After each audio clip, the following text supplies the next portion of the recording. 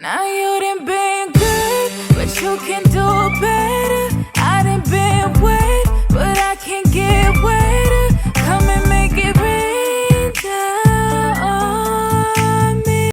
Hey to all my Lupac loves. Okay, you guys, as you can see what's on the screen, this is Louisiana style shrimp etouffee. So this video will be based on, it's just a quick little video on how to make I'll say about a 10-minute recipe on shrimp etouffee. Let's get into it. Okay, y'all, so I'll put all the ingredients in the description of this video, but here we have extra large shrimp. You can use any size shrimp, your preference, it doesn't matter, but this is extra large and I have them in a bowl already clean. I just gotta peel the tails and then I'll rewash them. The next thing you want to do is get you a medium-sized pot and melt 2 sticks of butter. You only see one because one of them melted clearly, and you're going to melt it on medium heat. Okay, and while my butter is melting, I went ahead and seasoned my shrimp.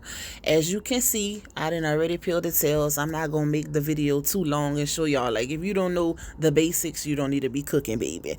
But my favorite seasonings, the ones that I use for my etouffee, because I pretty much season every dish with different seasonings depending on how I like certain dishes. I am a chef, so, but most people use the main seasonings, which are garlic powder, onion powder. I have a little slap your mama here, a little mustard for flavor, and it's also like a natural marinade. I got a little accent, cayenne pepper, paprika.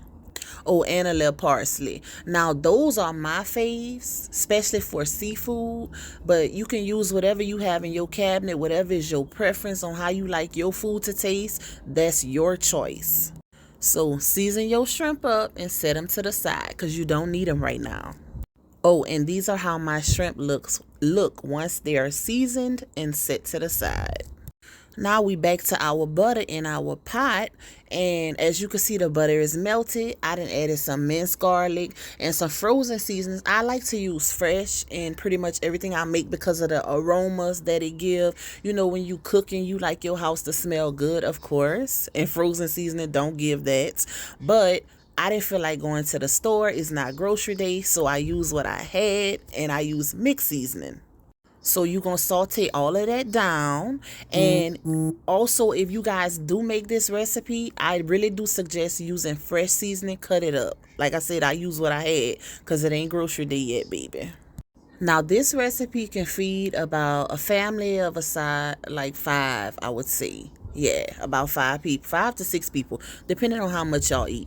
Now, here is cream of mushroom. You're going to need 3 cans of cream of mushroom.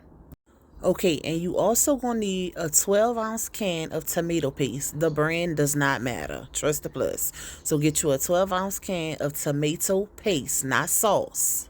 Okay, like I showed you guys prior, I sauteed my seasonings down in my butter, and this is how it looks once I add those 3 cans of cream of mushroom. You want to let that cook down on like medium heat until it's all absorbed, because you can see the butter, is very visible. So once it's all absorbed, it's gonna come to like a milky looking color, and once that forms, then you add your tomato paste a little bit at a time, still on medium heat, you guys, and let it cook down, but keep stirring because you don't want it to stick. Also, the cream of mushroom soup makes it really thick, so you're gonna add 2 3/4 cups of water to thin it out. Okay, so this is how it looks once it's cooked down, and that process takes about 7 to 10 minutes to cook it down or whatever, to get it right how you need it to be. You can go up on your temperature if you're going to stay by the stove and stir consistently, but it comes out to this orange reddish color, y'all, and that's when you know it's on point, baby. So once it got to that point, you see, I done added my shrimp. So now you add your shrimp. Shrimp always go in last because, as you all know, it does not take long to cook shrimp, especially these size. Like I said, these are extra large. So it takes about 3 to 5 minutes to really cook them to where you don't want to overcook them and then they rubbery like a tire. No, we're not having that, baby.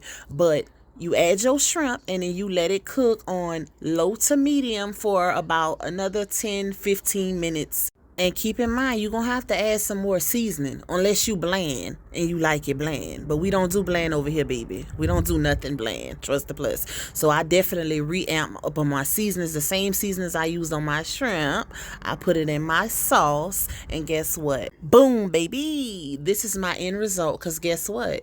I'm a plater. I'm a chef. So presentation is a must for me. Y'all don't have to fix y'all's like this. But this is me, baby. This is how I get down. So, of course, I plated it like this. And, I didn't include the rice because, for one, if you don't know how to cook rice, you shouldn't be cooking no meal. Sorry. Rice is literally the easiest thing to cook. But you can plate it like this if you want to be fancy with bae. If you're on that type of time, you plate your ish like this. Really get them eyes rolling and looking. But anyways, this is the end result, you guys. Like I said, this is literally one of the quickest meals to cook. And if you doing crawfish, you do it the exact same way. And you got your Louisiana Etouffee. Love you guys. They sneaking, they watching, they sneaking, they watching, they sneaking, they watching, they sneaking, they watching, they watching, they watching, they watching, they